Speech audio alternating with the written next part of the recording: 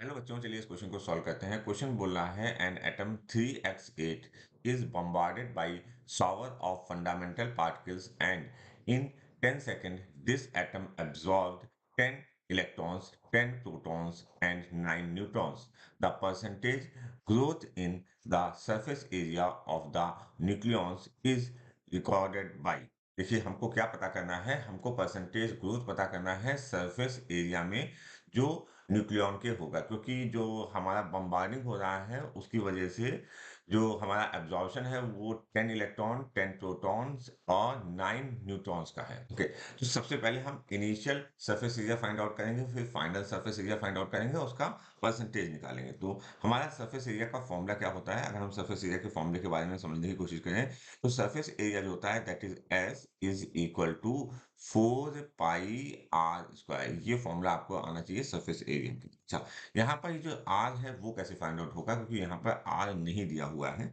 तो r के लिए फॉर्मूला होता है radius of the nuclei is equal to r naught, एक कांस्टेंट वैल्यू होती है जिसको यहाँ पर आपको r नॉट की वैल्यू की जरूरत नहीं पड़ेगी, क्योंकि हम लोग एक रेशियो में काम करेंगे। r not in bracket atomic mass की पावर 1/3।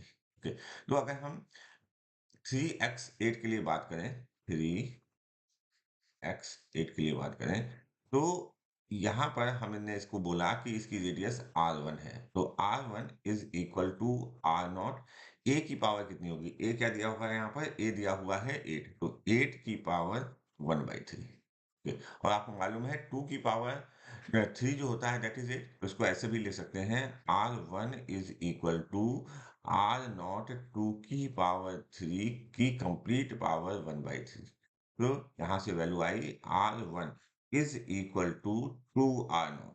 ये वैल्यू आ गई r1 is equal to 2r0। ये वैल्यू आपको समझ में आनी चाहिए कि हमने क्या क्या निकाल दी, रेडियस निकाल दी पहले वाले एटम की 3x8 की in the terms of r0। अच्छा, अब हम इसका सरफेस एरिया फाइंड आउट कर लेते हैं। तो हम इसे s1 लिखेंगे। ठीक है, क्या लिखेंगे? s1।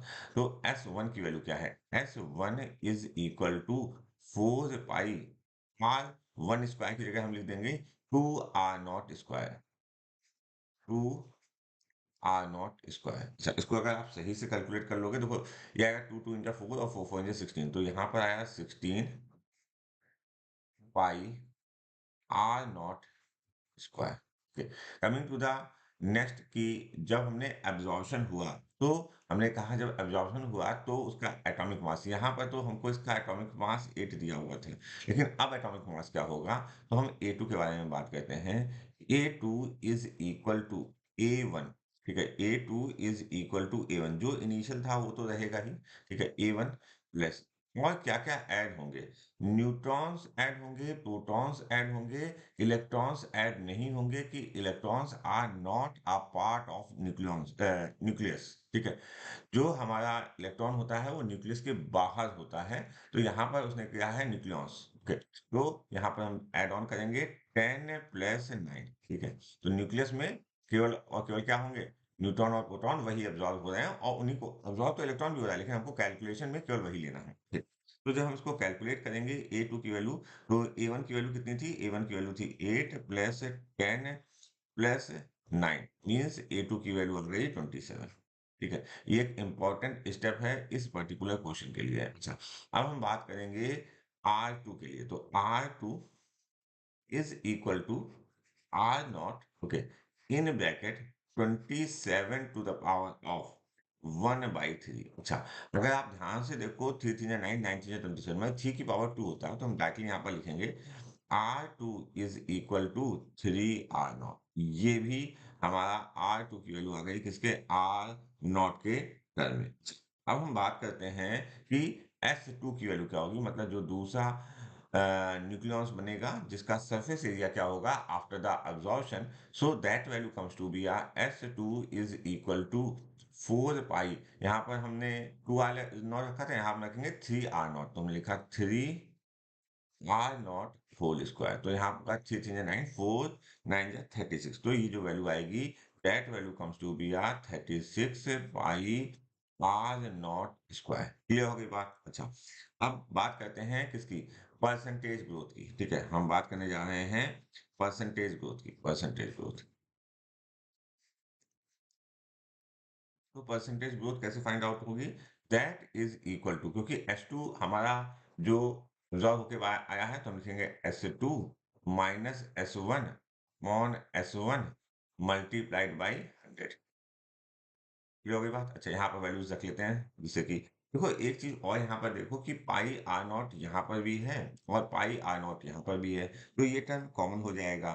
ठीक है, तो हम लिखेंगे, देखिएगा ध्यान से समझने की कोशिश कीजिएगा। ये वैल्यू 36 आई, तो मैंने लिखा 36 माइनस 16 अपॉन, अपॉन क्या लिखेंगे?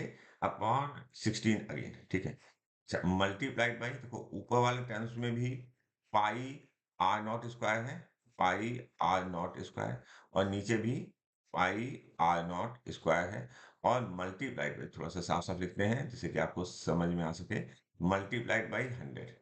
तो क्लियरली दिख रहा होगा। मेरी एक्सपेक्टेशन ये है, दिस इज इक्वल टू, अगर आप समझने की कोशिश करो, that value comes to be, यहाँ पर ऊपर बचा न्यूमरेटर में 20 upon 80, 20 upon 16, sorry 20 upon 16 multiplied by 100। क्यों ऐसा क्यों होगा, समझने की कोशिश करो।